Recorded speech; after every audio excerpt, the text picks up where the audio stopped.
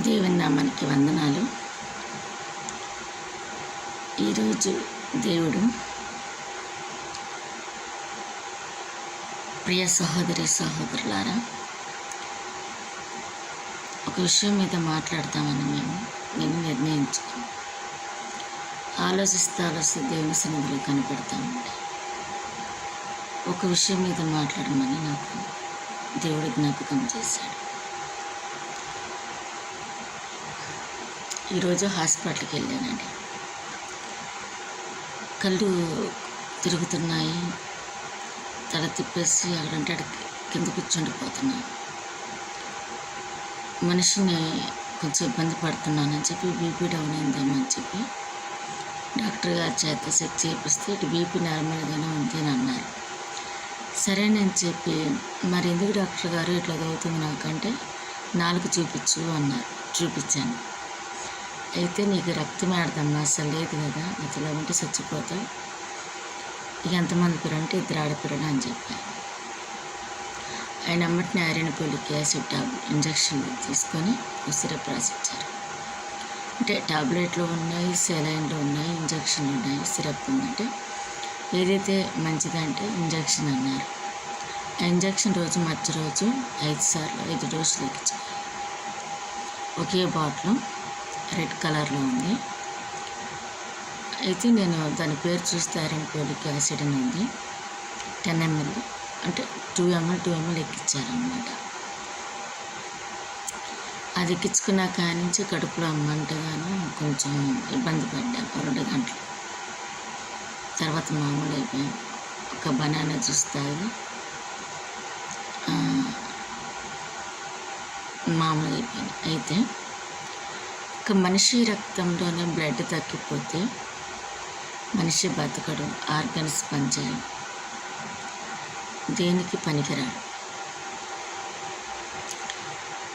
ఆ రక్తానికి ఉన్న జీవం అలాంటిది. అందులో haemoglobins, white cells and red cells, plasma అని ఇలాంటివి ఉంటాయి. మనం తినే తిండిని బట్టి అది పెరుగుతూ ఉంటాయి. వాటిని కాపాడుకుంటూ ఉంటాను. నేనైతే కొంచెం అశ్రద్ధగానే ఉంటాను. అందువల్ల వచ్చిన రక్తహీనత. అయితే దేవుడు మాట్లాడుతున్నాడు కదా, ఒక రక్తం ఉందంట. ఆ రక్తం వల్ల ఆత్మకి శరీరానికి బలాన్ని ఇస్తుందంట. ఏంటి ఒక రక్తం అయితే మనిషిని సైతం కాపాడుతుందండి, వంశాలు కుటుంబాలు కాపాడుతుంది. ఐగుప్తు దేశంలో ఇశ్రాయేల్ ప్రజలు బానిసలుగా ఉన్నప్పుడు మోషేని ప్రేరేపించాడన్నమాట తన ప్రజలను విడిపించడం. అయితే అనేక అద్భుతాలు చేసినా కానీ ఫరో హృదయాన్ని కఠినపరిచాడు దేవుడు. అంటే దేవుని గురించి ఇంకా తెలుసుకోవాలనేమో, దేవుని అద్భుతాలు తెలుసుకోవాలనేమో. అంటే దేవుడు మనకు అందుబాటులో కొన్ని పరీక్షలు పెడతాడు. దాని ద్వారా అనేక విషయాలు మనం తెలుసుకోవాలి. పరీక్షలు పెట్టినప్పుడు దాని నుంచి తప్పించుకొని దేవుని సన్నిధిలో కనిపెట్టాడు. కానీ ఫరో అయితే వదలలేదండి. ఐగుప్తు దేశం నుంచి ఇశ్రాయేలు ప్రజలను వదలారు. అయితే తన తొలిచూలు కుమారులను మరణదూత చంపేస్తాడు.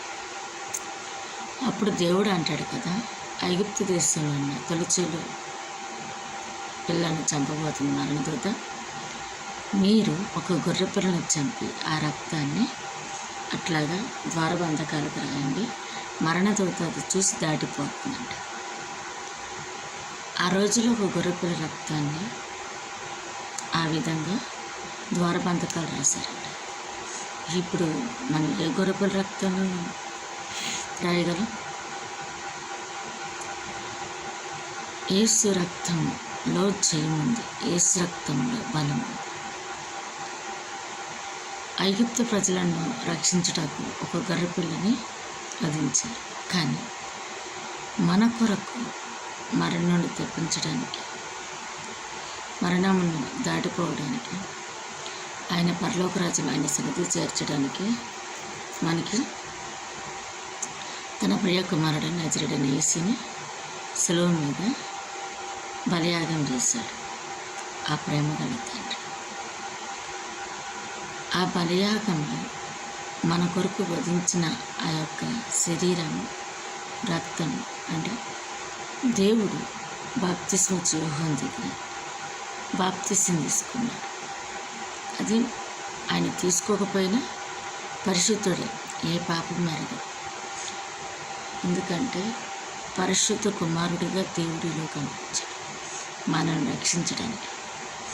కానీ అలా ఎందుకు బాప్తిస్మం తీసుకున్నాడు? మనకి మాదిరికరంగా ఉంటారు. అంటే ఆయన భూమి మీద ఉన్నప్పుడు మాదిరికరమైన ఉపమానాలు చెప్పాడు, మాదిరికరమైన జీవించాడు. ఆయన శరీర రూపంలో ఉన్నాడు కాబట్టి పాపం మెరగనగా. కానీ బాప్తిస్మం తీసుకోవాల్సి ఎందుకు? మనకు మాదిరికరంగా. పాత నిబంధన కాలంలో ఇశ్రాయేలు ప్రజలు పాపం చేసి తన యొక్క పాపాన్ని కడుక్కోవడానికి, ఆ పాపాన్ని ప్రయోజనం చేయడానికి బలి అర్పించేవారంట. బలిపీఠం కట్టి బలి అర్పించారంట.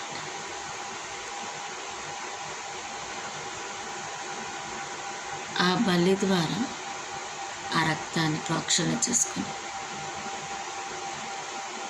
వాళ్ళు శుద్ధులయ్యారంట. ఒక స్త్రీ కానీ పురుషుడు కానీ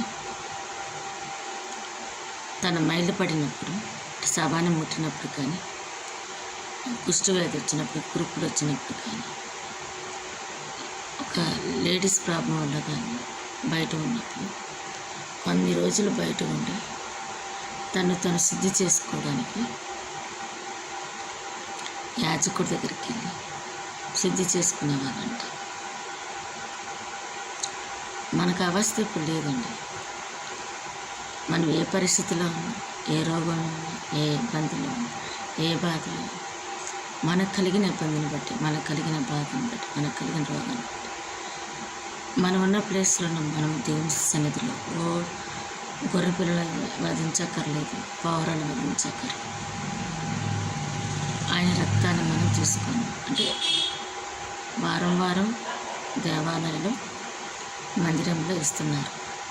అంటే ఆ వారం అంతా మనం మనసు ద్వారా, తలంపుల ద్వారా, ఊహల ద్వారా, ఆలోచన ద్వారా ఏమైనా తప్పిదములు చేస్తుంటే అప్పుడు ఒప్పుకొని దేవుని సన్నిధిలో బలిపీఠం దగ్గర ఒప్పుకొని ఈ యొక్క శరీరాన్ని, రక్తాన్ని తిని మళ్ళీ జీవం పొంది, అంటే నెక్స్ట్ వీక్ చేయకూడదని కాదు, కాకపోతే మనకు తెలియకుండా ఆమె చేస్తుంటాము. దానికి తోడు అదొక నిబంధన రక్తంలాగా, నిబంధన శరీరంలాగా మనం తీసుకుంటే మనకి ఇంకా మంచిది. కానీ మనం ఇంట్లో ఉంటాము, అభిషేక్తులు, పరిశుద్ధులు మనకు ఇవ్వరు. కానీ నువ్వు దినదినం, క్షణక్షణం ఆలోచనలు, తలంపులతో, లేదు పిల్లలు కానీ ఎవరైనా కోపం పుట్టిస్తే నోరు తెరిచి దేవునికి ఇష్టం లేని మాటలు కానీ, బూతులు కానీ అంటాం. మనుషులం కనుక ఏదో ఒకటి ఆలోచిస్తూనే ఉంటాం, ఏదో ఒక తలంపులు వస్తూనే ఉంటాయి. మనం గట్టిన వాళ్ళ మీద పగ ఉంటుంది, మనకు నచ్చిన వాళ్ళ మీద శాడీలు చెప్పుకుంటాం, వాళ్ళెట్లా వీళ్ళెట్లా మాట్లాడుకుంటాం.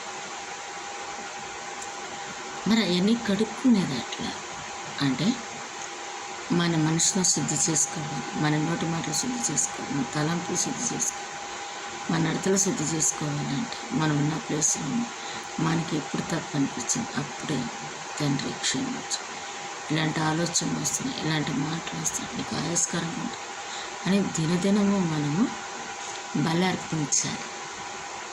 ఉదయకాల ప్రార్థన, సాయంకాల ప్రార్థన, మనసు ఎల్లవేళలా ప్రార్థించాలి. చూడండి, ఖర్చు లేని పని అన్నమాట ఇది.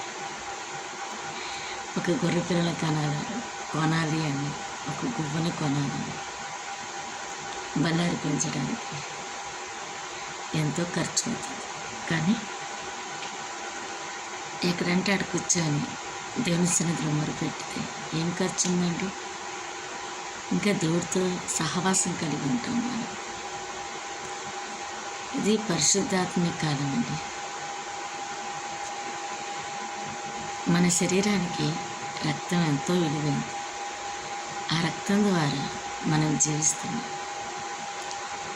బండికి ఇంజిన్ ఆయిల్, పెట్రోల్ ఎంత ముఖ్యం, మన శరీరానికి రక్తం అంత ముఖ్యం.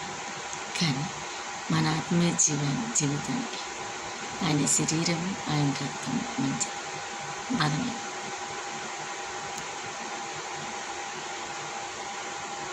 పేతురు అంటాడు కదా, ఆయన పాదాలు కడిగినప్పుడు నిలవల్ల కడగమంటాడంట.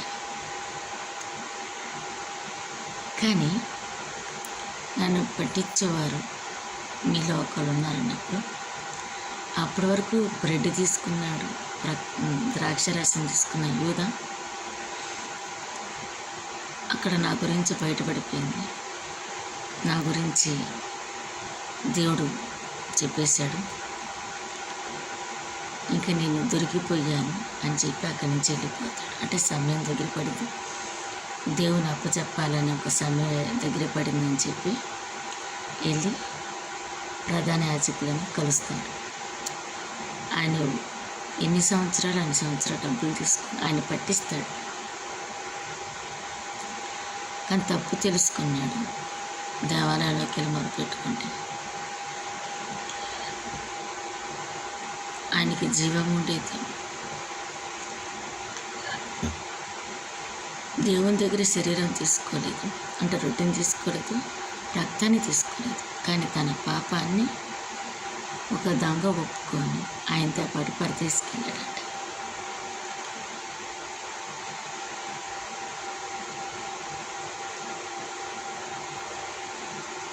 మరి ఆయన సన్నిధిలో మనం ఎంతవరకు నమ్మకంగా ఉంటాం? ఆయన సన్నిధిలో ఎన్నిసార్లు మనం ప్రార్థన చేస్తున్నాం? ఎంత నమ్మకంగా ఉంటున్నాం? కోపాన్ని అధిగమించలేకపోతున్నాం, ద్వేషాన్ని అధిగమించలేకపోతున్నాం, కోరికలను అధిగమించలేకపోతున్నాం, ఆలోచనలు అధిగమించలేకపోతున్నాం. దేవునికి దూరం అయిపోయి లోకానికి దగ్గర అవుతున్నాం. దేవునికి దూరం అయిపోతే మన పరిస్థితులలో ఉంటాయి, మన కుటుంబాలలో ఉంటాయి కూడా తెలియదు. దేవునికి దూరం అవ్వకుండా దగ్గర అవ్వాలంటే నిత్యం ఆయన సన్నిధిలో మన జీవ ఫలాలు, అంటే మధురమైన ఈ నోటి మాటలతో దేవునికి దగ్గరగా ఉండాలి. దావీదు అనుక్షణం దేవునితో సహవాసం చేశాడంట. అబ్రాహాం ముఖాముఖిగా స్నేహితులుగా మాట్లాడుకున్నారంట. అటువంటి సహవాసం కలిగి ఉన్నాము. మనం దేవుడికి ఎంత దగ్గరగా ఉన్నాం? ఆయన రక్తాన్ని తీసుకోవడమే కాదు, ఆయన శరీరాన్ని తీసుకోవడమే కాదు, మనం ఎలా ఉంటున్నాం? ఆ వారం అంతా చేస్తున్న మన దేవుడికి నచ్చని పనులు, ఆ బల తీసుకుంటున్నప్పుడు ఒప్పుకొని తీసుకుంటాం, తర్వాత వాటిని విడిచిపెట్టకు ట్రై చేయాలి. పిల్లలను చూస్తుంటే భయం వేస్తుంది. యవనస్తులుగా ఉంటారు, చిన్నపిల్లలుగా ఉంటారు, వివాహమై ఉంటారు, వాళ్ళ జీవితాలు అలా ఉంటాయి, భయం వేస్తుంది. దేవుడికి దగ్గరగా ఉంటున్నారు, దేవుడికి దూరంగా ఉంటున్నారు. ఏమండి, నీ మట్టికే నీకు రక్షణ ఉండకూడదు. నీ మట్టికే నువ్వు బాప్తిసం తీసుకొని, నీ మట్టికే నువ్వు రక్తము ద్రాక్ష రసం తీసుకొని, అంటే ఆయన శరీరం తీసుకొని బాగుపడటం కాదు. నీ కుటుంబం కూడా ఆ స్థితిలో ఉంటాము. నీ బిడ్డలు కానీ, నీ భర్త కానీ, నీ అత్త, ఎవరైనా అట్లా ఉంటున్నారు. అలా మార్చడానికి దేవుని సన్నిధిలో కనపడుతుంది. సాతాను అంటే ఎదురు చూస్తూ ఉంటాడంట. యోబు గురించి ఎదురు చూస్తున్నట్టు. కానీ మనం ఎప్పుడు కూడా సాతానికి, అపవాదికి తావి ఇవ్వకూడదు. బిడ్డల విషయంలో, నీ విషయంలో ఆయన సన్నిధిలో కనిపెడతామండి. రేయింబోలు కనిపెడతామండి. బిడ్డల కొరకు, ఆలీల కొరకు మొరపెట్టుకుంటూ ఉండాలి. వాళ్ళు రక్షణ పొందుకోవాలి, దేవుళ్ళు ఎదగాలి. పిల్లలు ఫస్ట్ నుంచి ఒక రకంగా ఉంటారు, ఒక ఏజ్కి వచ్చాక మారిపోతారు. అది సొసైటీ అవ్వచ్చు, కుటుంబ పరిస్థితులు అవ్వచ్చు, తను పెరిగిన వాతావరణం కావచ్చు. కానీ మనం ఎడవక ప్రార్థించాలి. గొప్ప గొప్ప దైవజనులు ఉన్నారు, గొప్ప గొప్ప సేవకులు ఉన్నారు. వాళ్ళు ఫస్ట్ నుంచి మారలేదు, కానీ తన తల్లిదండ్రుల వల్ల వాళ్ళు ఎన్నో సంవత్సరాలు విలువైన కన్నీటిని బిడ్డల కొరకు దేవుని సన్నిధిలో మొరపెట్టుకుంటే ఆ బిడ్డలు గొప్ప సేవకులు అయ్యారంట. ఒక్కొక్కరు సాక్ష్యం ఏంటంటే ఎంతో ఉత్తేజపరకంగా ఉంటుంది.